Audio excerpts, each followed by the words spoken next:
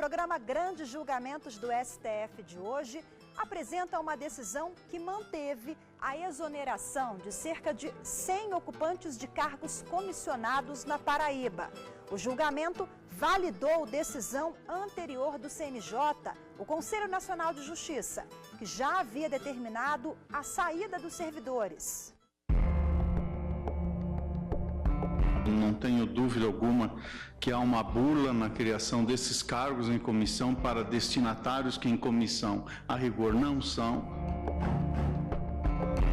Entendo que quem quer que tenha que aplicar lei, sem ser um órgão subalterno, deve interpretar a Constituição e, se entender que a lei é incompatível com a Constituição, tem que ter o poder de não aplicá-las.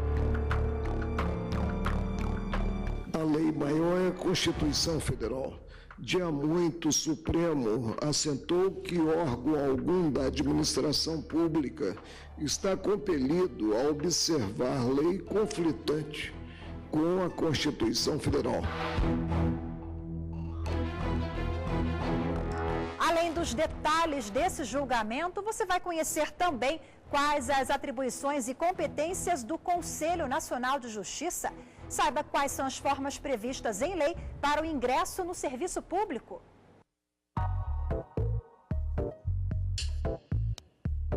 A decisão do STF que determinou a saída dos comissionados foi tomada no julgamento da petição número 4656.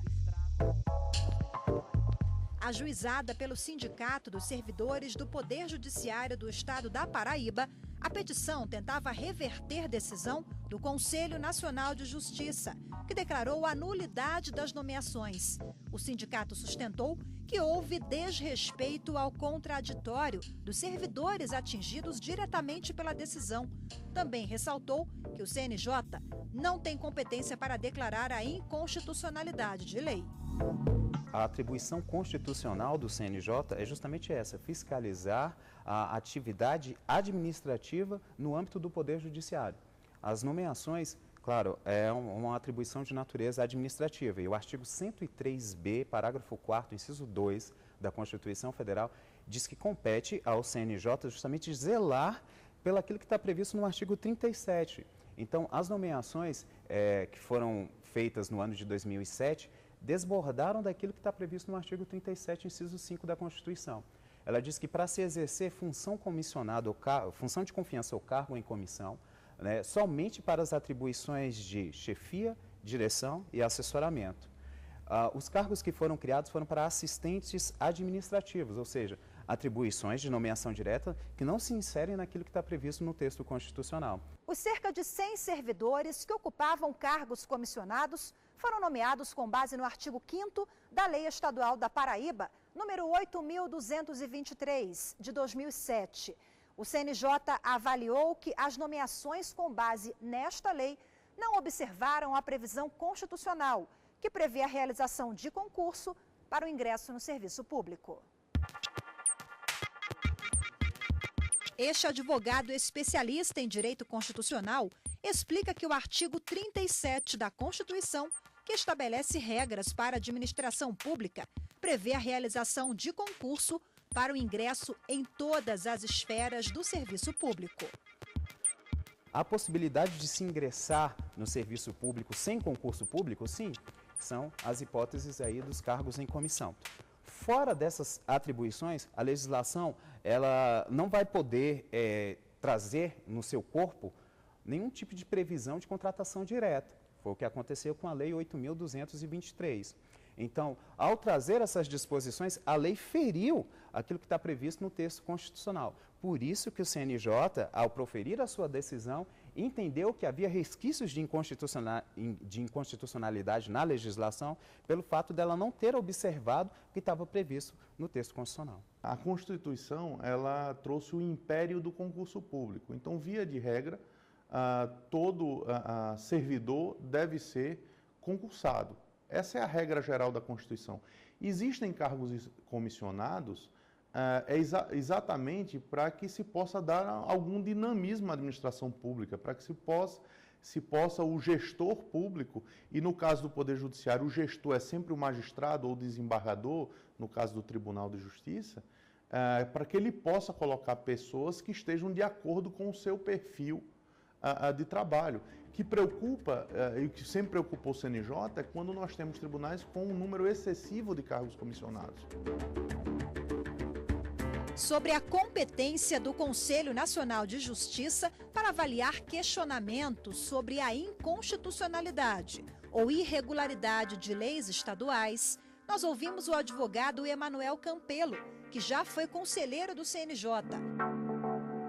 Historicamente, o CNJ sempre teve uma dificuldade com relação à declaração de inconstitucionalidade de leis. Muitas vezes, uma forma de se desviar dos objetivos de determinadas resoluções do CNJ era exatamente os tribunais estaduais aprovarem leis estaduais contendo disposições diversas das resoluções do CNJ.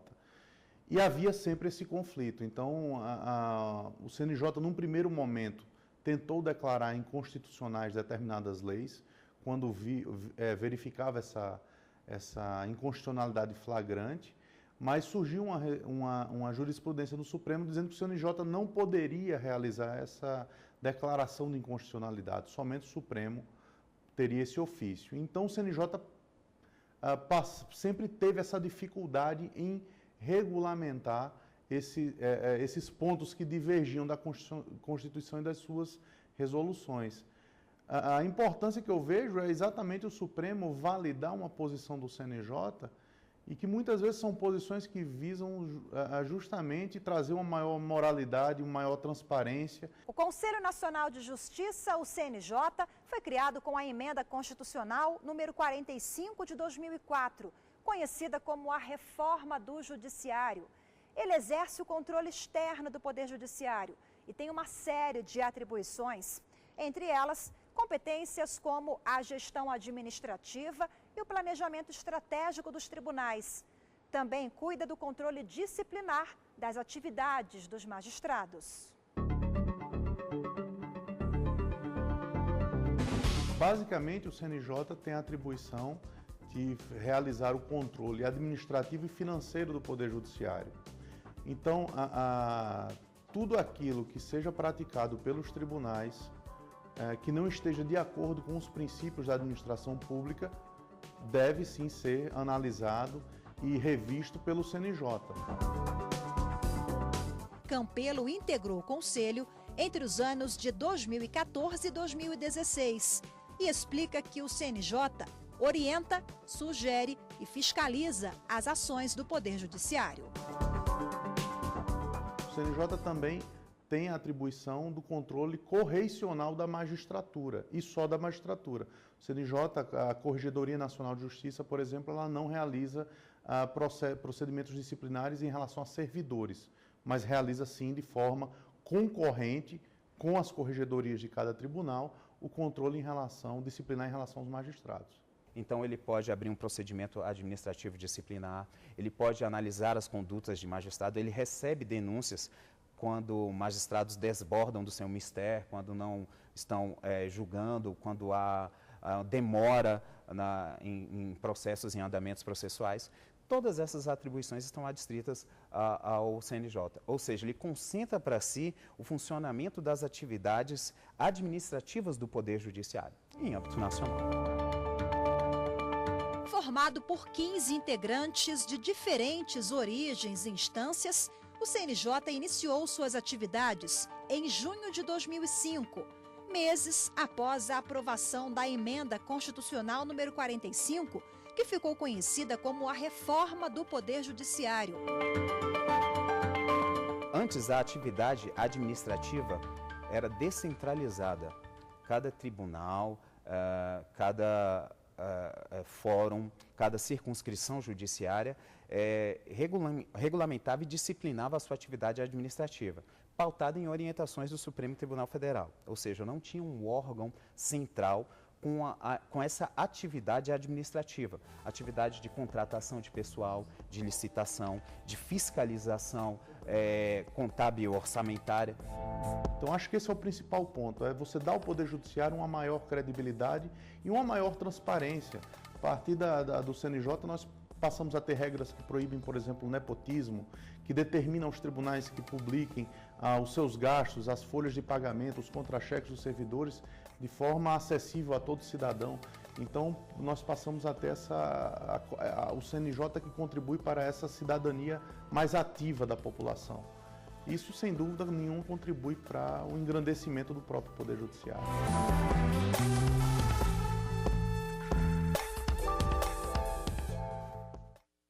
A seguir, você vai ver como foi o julgamento que determinou a exoneração de cerca de 100 servidores do TJ da Paraíba.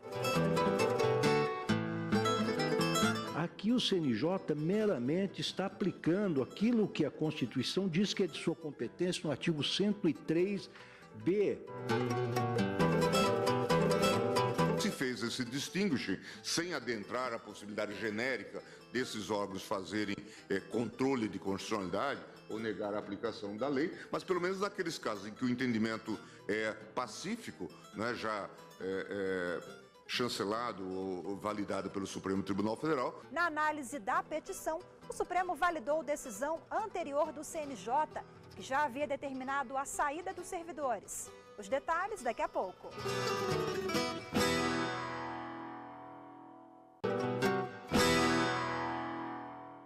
Estamos de volta com o programa Grandes Julgamentos do STF, que apresenta hoje a decisão que manteve a exoneração de pelo menos 100 servidores do TJ da Paraíba.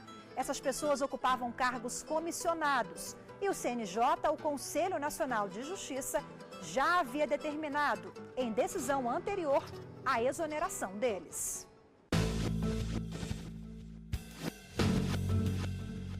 A petição número 4.656 foi ajuizada pelo Sindicato dos Servidores do Poder Judiciário do Estado da Paraíba.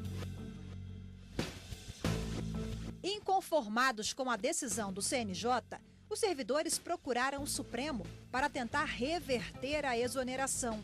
Eles argumentaram que o Conselho extrapolou a sua competência, declarando inconstitucional a norma criadora dos cargos em comissão.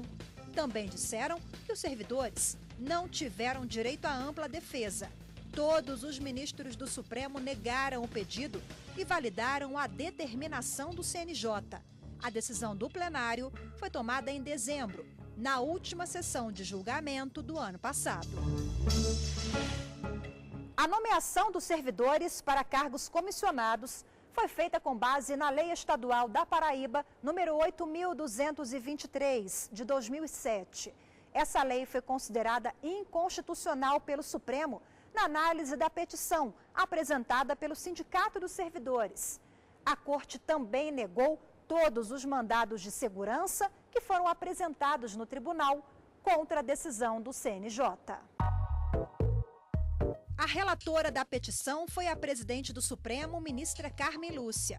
Em 2009, ela havia concedido uma liminar em ação cautelar, que foi cassada no julgamento de dezembro do ano passado. Para garantir a segurança jurídica, há 8 anos, a ministra suspendeu a imediata exoneração dos servidores até a análise definitiva da matéria. No primeiro momento, a ministra Carmen cassou essa decisão e o fez com base na jurisprudência do próprio Supremo, porque, por vias transversas, se eu determino que uma determinada lei estadual não seja aplicada, ainda que eu não diga que ela é inconstitucional, na prática é o que eu estou fazendo. Então, com base na jurisprudência do Supremo, o CNJ não poderia obstar o cumprimento de uma lei estadual. Só o Supremo Tribunal Federal, mediante a declaração da sua inconstitucionalidade. Em sede liminar, a ministra Carmen Lúcia decidiu por não exonerá-los naquele primeiro momento, para mantê-los no cargo, até que fosse proferida a decisão final. Mas na decisão final, ela considerou, no seu relatório, que a contratação feria dispositivos constitucionais e que a atuação do CNJ teria sido legítima. No julgamento final deste caso, em dezembro do ano passado, o plenário do Supremo decidiu que o CNJ não pode declarar a inconstitucionalidade de leis, mas pode sim desfazer atos administrativos de tribunais estaduais. Em votos rápidos, todos os ministros do Supremo seguiram o entendimento da relatora da petição, ministra Carmen Lúcia. para considerar improcedente a ação apresentada contra o ato do CNJ. Se o órgão de controle concluir, fundar-se o ato objeto de análise em norma que contraria a Constituição, afasta-se a aplicação no caso concreto para o fim específico de negar validade ao ato administrativo controlado. Cuida-se de atribuição implícita atribuída ao órgão autônomo de controle administrativo para fazer valer a competência a ele conferida pela ordem constitucional. No caso em pauta, além dos indícios apontados pelo Conselho Nacional de Justiça de comedimento de fraude ao que decidido na ação direta de inconstitucionalidade 3233, a leitura das atribuições conferidas aos cargos para os quais se deram as nomeações evidencia burla ao comando constitucional previsto no artigo 5º da lei do artigo 37 da Constituição.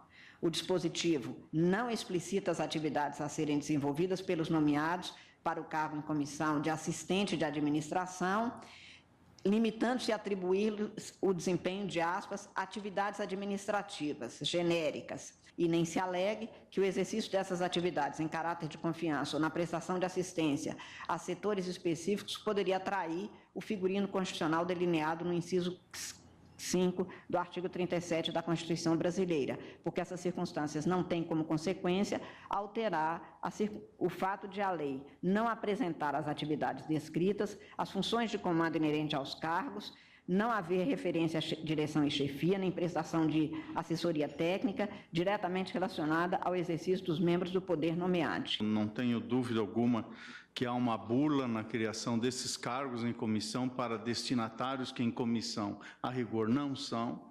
E, além disso, me parece que o voto de Vossa Excelência bem delimita a atribuição e o exercício que fez dessa atribuição o Conselho Nacional de Justiça. Trata-se, na verdade, de aplicar o que este tribunal já declarou inconstitucional, portanto, aplicar uma nulidade constitucional que esse tribunal já reconheceu em diversos precedentes. Presidente, também eu havia aqui 3 questões centrais: saber se o Conselho Nacional de Justiça pode reconhecer a inconstitucionalidade, a segunda, saber se de fato a norma era inconstitucional, e terceiro, saber se houve violação do contraditório. Eu acompanho a Vossa Excelência e entendo que quem quer que tenha que aplicar lei, sem ser um órgão subalterno, deve interpretar a Constituição e, se entender que a lei é incompatível com a Constituição, tem que ter o poder de não aplicá-la, sob pena de estar violando a Constituição. Que acompanho, Vossa Excelência até fez a distinção e acho que aqui é uma hipótese excepcional em que não se impõe o contraditório. A questão da legitimidade de uma autoridade administrativa deixar de aplicar uma lei por considerá-la inconstitucional é uma questão delicadíssima, nós sabemos disso. Mas nesse caso específico, e especialmente em se tratando do CNJ, eu penso que o voto de Vossa Excelência equacionou adequadamente a matéria. Eu estou acompanhando Vossa Excelência na ação ordinária e nos mandados de segurança. Eu endosso integralmente os fundamentos que esgrimiu e acompanho, inclusive, denegando a ordem nos mandados de segurança. Bem, eu cumprimento Vossa Excelência pelo voto que esgotou toda a matéria, tanto na questão preliminar como agora na de mérito. Acompanho e subscrevo totalmente. Além das atribuições e competências do CNJ, os ministros também ressaltaram durante o julgamento que a Lei Estadual da Paraíba, ao estabelecer as nomeações para cargos comissionados, feriu vários princípios constitucionais. Eles chamaram atenção para o artigo 37 da Constituição Federal, que estabelece que funções comissionadas no serviço público só devem ser ocupadas para aquelas pessoas que exercem atividades de chefia ou assessoramento. O caso é delicado e, a meu ver, um tanto quanto intrincado, mas Vossa Excelência distinguir muito bem, a meu ver, no sentido de se afirmar que o CNJ não pode incursionar na seara do controle abstrato de inconstitucionalidade. Mas aqui nós temos uma diferença muito clara, Vossa Excelência assentou muito bem. Aqui o CNJ meramente está aplicando aquilo que a Constituição diz que é de sua competência no artigo 103b, parágrafo 4º, inciso 2º, que é zelar pela observância do artigo 37 da nossa Carta Magna. mas simplesmente ele invoca precedentes do próprio Supremo Tribunal Federal para determinar a exoneração daqueles servidores que foram contratados em desconformidade com aquilo que a lei, que a Constituição estabelece no artigo 37 e que a jurisprudência do Supremo Tribunal Federal tem vergastado. Eu vou fazer uma juntada de voto, mas acompanho o voto de Vossa Excelência, estou integralmente de acordo. Presidente, essa é uma questão que nós já vínhamos discutindo também na turma e envolve um tema mais complexo e talvez chegou-se a encetar que, embora não fosse uma competência originária para afastar, né, em casos atípicos, a inconstitucionalidade, mas seria indiscutível naqueles casos em que, de fato, já houvera pronunciamento do Supremo Tribunal Federal. Ou sobre a questão, como ocorreu aqui, de alguma forma, né, porque houve uma ADIM, ou sobre o tema. Né, por exemplo, o caso dos tribunais de contas, quando se pronunciam sobre a necessidade de concurso público, né, para determinadas funções. Então, pelo menos se fez esse distinguishing, sem adentrar a possibilidade genérica desses órgãos fazerem controle de constitucionalidade ou negar a aplicação da lei, mas pelo menos naqueles casos em que o entendimento é pacífico, né, já chancelado ou validado pelo Supremo Tribunal Federal, né, e é o que ocorreu neste caso no CNJ, de modo que me parece que essa explicitação é necessária. A lei maior é a Constituição Federal. Dia muito, o Supremo assentou que órgão algum da administração pública está compelido a observar lei conflitante com a Constituição Federal. Reporto-me a um precedente da lavra do ministro Vitor Nunes Leal, em que é envolvido ato do Tribunal de Contas da União. Partindo dessa premissa, o Conselho Nacional de Justiça, que é órgão estritamente administrativo, atuou à luz do disposto no artigo 37 da Constituição Federal e procedeu à glosa. A glosa não em processo objetivo, alusivo ao controle de constitucionalidade de certa lei, a glosa de nomeações procedidas pelo Tribunal de Justiça do Estado da Paraíba e, a meu ver, atuou em sintonia com a lei maior e isso me leva a julgar improcedente, não a ação, que entendo que é o ato de vir ao protocolo do tribunal, mas o pedido formalizado na inicial. E como resultado do julgamento, a partir da publicação do acórdão, o Tribunal de Justiça da Paraíba terá 60 dias para exonerar os servidores que ocupam cargos em comissão. O Supremo Tribunal Federal, ele é bem criterioso no tocante à nomeação, à contratação direta de servidores. Então, esse entendimento já está sedimentado, nós temos diversas ações. Tanto que, ao proferir essa decisão, né, em sede da petição 4656, diversos mandados de segurança que tratavam sobre esse tema também já foram julgados e já foram improvidos. Como a matéria já foi esgotada, não há mais possibilidade de recursos e nem de ajuizamento de outras ações. A importância que eu vejo é exatamente o Supremo validar uma posição do CNJ e que muitas vezes são posições que visam justamente trazer uma maior moralidade, uma maior transparência, uma maior probidade e administração dos tribunais. Não há outro motivo. Então, eu acho importante esse momento em que o Supremo verifica, tem essa sensibilidade de ver a importância desses posicionamentos do CNJ.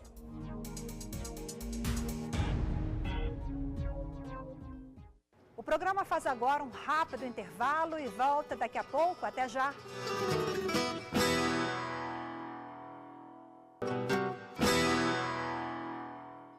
O programa de hoje é sobre uma decisão que envolveu a exoneração de pelo menos 100 servidores que ocupavam cargos comissionados na Paraíba.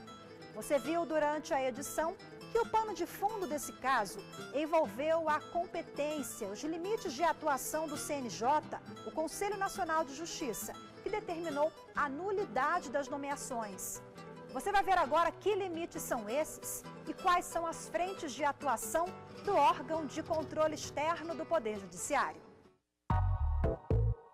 Criado pela Emenda Constitucional número 45, conhecida como a Reforma do Poder Judiciário, você viu que o órgão atua na esfera administrativa, correicional, de gestão e planejamento da justiça brasileira. A partir daí, o CNJ tem contribuído também para a transparência e moralização do Poder Judiciário. A partir do momento em que o cidadão percebe que existe um órgão de controle que funciona, que faz essa sindicância, não só sobre os magistrados, mas sobre os atos praticados pelos tribunais, corrige esses atos quando eles têm um vício de legalidade ou estão fora dos princípios da administração pública, o judiciário como um todo ganha, porque passa a ganhar a credibilidade da própria população. Então, com certeza, é um divisor de águas. Por quê? Porque a partir do momento da emenda 45, eu pude centralizar a atividade administrativa no âmbito do CNJ, de forma que eu não vou ter decisões conflitantes no âmbito dos respectivos órgãos, né? Então, não posso ter uma contratação, digamos, divergente no estado da Paraíba e no Rio Grande do Sul. Por quê? Porque todas elas estão adstritas à fiscalização do CNJ. Mas o ex-conselheiro do CNJ, Emanuel Campelo, aponta que a atuação é extensa e também pode ser vista em projetos que defendem, por exemplo, o reconhecimento de paternidade, medidas que desburocratizam a adoção, ações ligadas ao sistema carcerário, entre outras. E daí nós tivemos vários programas, por exemplo, o movimento pela conciliação. Antigamente, cada tribunal fazia tinha um programa próprio de conciliação, com as datas mais diversas, até a criação de estruturas variava muito de tribunal para tribunal, umas funcionavam, outras não funcionavam tão bem. E a partir do momento em que o CNJ passa, através de resoluções, a disciplinar essas políticas públicas, elas passam a ocorrer no Poder Judiciário. Nós tivemos, por exemplo, na área penal, a justiça restaurativa, que basicamente é uma mediação feita entre vítima e ofensor na área penal, ligada também a essa área da solução pacífica de conflitos. E N outras políticas públicas. Eu diria que o CNJ, nesse curto período de existência, já fez muito pelo Poder Judiciário e eu acho que o melhor ainda está por vir.